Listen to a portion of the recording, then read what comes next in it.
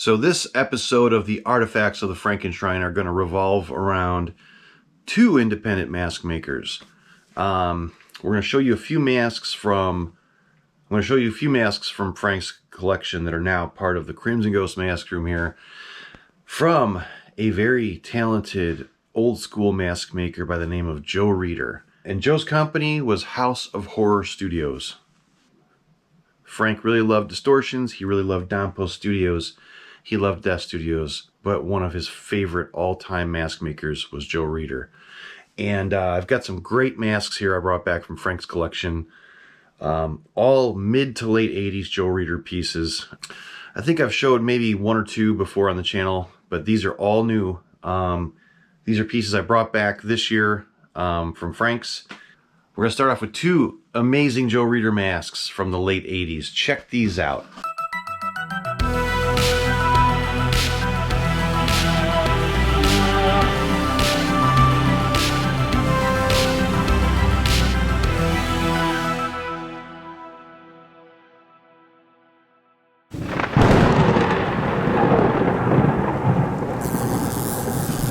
On the left, the 1986 Living Death. On the right, the 1988 Screeb, which is a really rare mask, and it is so wild. I cannot wait to show you these in detail, and we've got more to look at after these two. So, these are just masks you probably will never see out there in most collections, especially this Screeb. Look at this thing. Look at the shape of this mask, and it has a really awesome paint job. All the Joe Reeder masks I've studied in Frank's collection seem to have really great paint detailing, but this one really is exceptional. It's got all the veining, and I always knew Frank always requested over-the-top examples of people's masks. They would always send him either the catalog copy that they photographed, or they would just go the extra mile for Frank because he was so particular on the masks in his collection. Here we have an original group of House of Horror Studios catalogs. This one's really old, I think. Let's see. We're going to go to the 1986 catalog. He always had these little, nice catalogs that fit perfect in your hands. They're not like these giant mask catalogs. There you go. See the Living Death? There he is. I like this mask because it's got exposed bone from his skull sticking out. Almost reminds me of the old B. Garrett Theta a little bit, with the worms and, pieces of bone and stuff sticking out, but just cool because it's something you just are not seeing in collections out there. These old House of Horror Studios.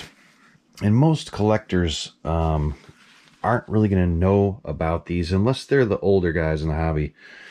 I don't see a lot of younger kids requesting House of Horror Studios masks. When they hit me up on Instagram, seeing if I'm selling anything, I never hear the words House of Horror Studios from anybody that is under the age of like 40.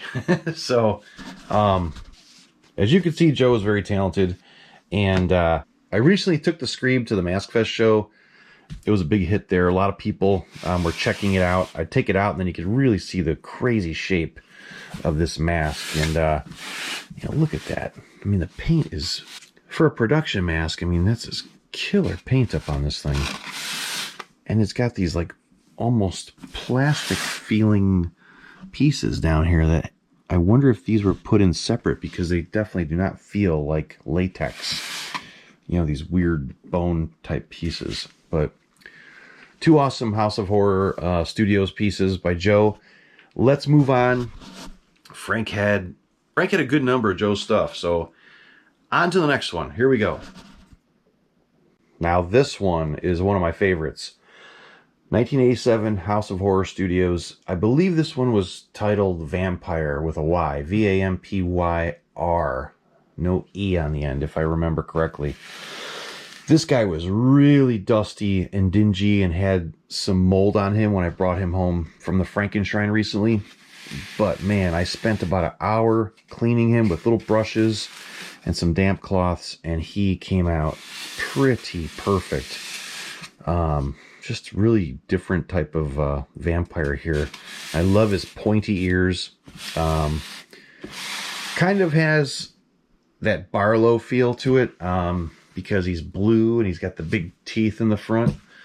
There's a Barlow over there, see him? So I'm referring to that mask over there, the John Smith version from Death Studios. But look at the eyes, the cool eye inserts that are in here. I believe Frank requested this as a custom copy from Joe Reeder.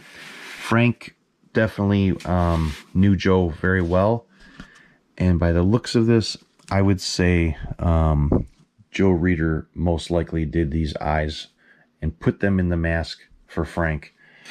I'm going to have to look up the catalog picture really quick and see if maybe it had these eyes in that catalog photo. These are so well done. It's just not some like generic eye insert, you know? And it looks like this is totally a display only copy. And I think those eyes were glued into place. Like, I think the whole thing is cut out normally. But man, those eyes make this mask, you know what I mean? That's why I'm gonna look that up right now. So I'm gonna show you the photo on screen, but really quick here on my phone, you could see that it looks like that could be a person's eyes behind the complete cutouts. So I think the mask came with a big open spot like that. But my God, these eyes just look killer in this piece. Like I said, they really make this mask look crazy. So I bet Frank had Joe Reeder custom do these. Or I bet Frank had Joe Reeder custom make those eyes for this thing, because whoever did it, I mean, the thing just comes to life. Look at that. And this is on a foam head that luckily was painted black by Frank. Thank goodness he painted 95% of any foam heads he used in that collection, painted them with a thick black paint. The ones he did not, I've showed time and time again, literally fuse to the masks. The masks dry out like potato chips, and people are still arguing this with me, which is so crazy. Let me show you another House of Horror piece that I already debuted on this channel back during the 31 days of Halloween. But since we've got these out, I'm going to bring the old bug back out, because this was a famous Joe Reeder mask that a lot of old collectors know. And it was later put out by Jeff Death at Death Studios. So look at those babies together. That is so cool. Two killer Joe Reeder masks. And Joe Reeder also did hands. You know, I've got some hands I'm bringing back soon that Joe made. And in fact, I have a little tiny eyeball here. I believe that is a House of Horror item there, that little lonely eyeball. So anyway, take a good look at those. You could see Joe was an amazing sculptor, painter, mask maker. And if you find any of his masks out there, you're not going to be disappointed. We're going back to the good old days of Death Studios, the 80s. Back when Jeff would have these old school order sheets and whatnot, and you would get things like this sent to you in the mail, you know, and you would see these great black and white images of these masks, and that's pretty much all, you know. The way you would be able to purchase these was get the old order form out, check off the boxes, send in your check or money order, your MasterCard or Visa number, fill it right out on the paper, send it in, Jeff will send you the masks. Now, one mask in particular that I've never seen this mask in anybody's collection, is this one right here. See this? Do you see that? Flesh Eater from 1988. It was a hooded mask, sculpted by Jordu Shell originally, and I happen to have Frank's old copy sitting right here. look at that. That is a mask that I've honestly never seen anywhere before. It's not like this crazy high demand mask, but it is quite rare. And I think most people, unless you were a real hardcore Death Studios guy that collected the old catalogs and whatnot, you probably wouldn't even know this existed. I don't think it's shown in any of the catalogs that most people know, like the full color with the little images everywhere. But if you remember getting things like this from Jeff, you would know this mask existed at one point. This is dated 1988, and this was back during the era of these classics right here. Look at those. I would love to find original old school examples of some of these, but this is one cool hooded piece. And Jordu, I talked to Jordu about it. He goes, I don't think I ever named it. He goes, I never put the hood on it. I never painted that copy. But he did sculpt it. So I imagine he could have sculpted it for Jeff, for Death Studios. You're going way back. Jordu has done a million things since then, so he probably just didn't remember that it was that the job or the sculpture was for, Death Studios. But that's exactly who originally sculpted it. Jeff produced this copy. This could be, knowing Frank, this could be the catalog copy. Unfortunately, it's black and white. I have no idea. I have no way of comparing details because of the obvious color difference here, but knowing Frank, Jeff would send Frank catalog copies and tell him, you got the best copy, man. In the description, it says, Flesh Eater, face mask with hood, greenish flesh, white pupilless eyes, red lightly glossed wounds. So the eyes were white. These definitely yellowed over time, whatever gloss coat was put on those eyes, but I kind of dig the yellow coloring that I imagine the teeth were also whiter at one time and they just all kind of yellowed, but I totally like it. But that is one rare Death Studios mask that I've never seen anywhere else yet. So let's see, is there one more thing we can do today on the Artifacts of the Frankenshrine episode tonight? Man, there's so many new pieces here. It's crazy. I also got a bunch of stuff that is not from Frank's collection. We're going to be going over rare David Smith pieces that came from a whole other place at some point. With October on the way, we're going to start digging into the Halloween Society stuff. I know I've talked about it a million times, but boy, they're all sitting over here. Not all of them, but look over there really quick. I want to get into history on the pieces, show you how you were able to order these things back in the day, and just tell you as much as I can about the great Halloween Society pieces. All right. Can we show one more thing from the good old Frankenshrine tonight? Those of you that have been following this whole Frankenshrine saga from the beginning know that Frank never disappoints when it comes to having an amazing mask collection and masks to show people. Although most people have never even seen Frank's masks until now.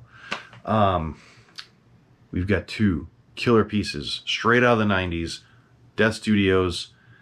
Pristine examples, of course. Frank had the best. Frank always had beautiful copies.